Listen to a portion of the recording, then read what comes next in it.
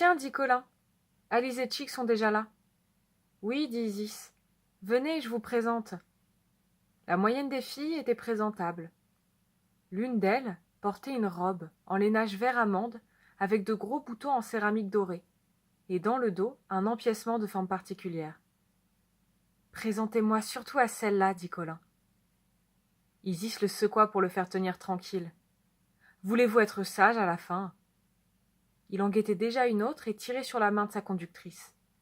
C'est Colin, dit Isis. Colin, je vous présente Chloé. Colin avala sa salive. Sa bouche lui faisait comme du gratouillis de beignets brûlés. Bonjour, dit Chloé. Bonjour. Êtes-vous arrangé par Duke Ellington demanda Colin. Et puis il s'enfuit, parce qu'elle avait la conviction d'avoir dit une connerie. Chick le rattrapa par un pan de sa veste. Où vas-tu comme ça? Tu ne vas pas t'en aller déjà? Regarde. Il tira de sa poche un petit livre relié en maroquin rouge. C'est l'original du Paradoxe sur le dégueulis de Partre. Tu l'as trouvé quand même, dit Colin. Puis il se rappela qu'il s'enfuyait et s'enfuit. Alice lui barrait la route. Alors, vous vous en allez sans avoir dansé une seule petite fois avec moi, dit-elle. Excusez-moi, dit Colin, je viens d'être idiot et ça me gêne de rester. Pourtant, quand on vous regarde comme ça, on est forcé d'accepter. Alice, gémit Colin en l'enlaçant et en frottant sa joue contre les cheveux d'Alice. Quoi, mon vieux Colin? Zut, zut Hébran, peste diable bouffe. Vous voyez la fille, là, Chloé? Vous la connaissez, dit Colin. Je lui ai dit une stupidité et c'est pour ça que je m'en allais. Il n'ajouta pas qu'à l'intérieur du thorax, ça lui faisait comme une musique militaire allemande, où on n'entend que la grosse caisse.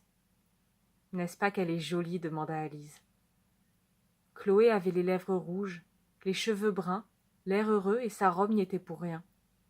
J'oserais pas, dit Colin. Et puis il lâcha Alice et alla inviter Chloé. Elle le regarda.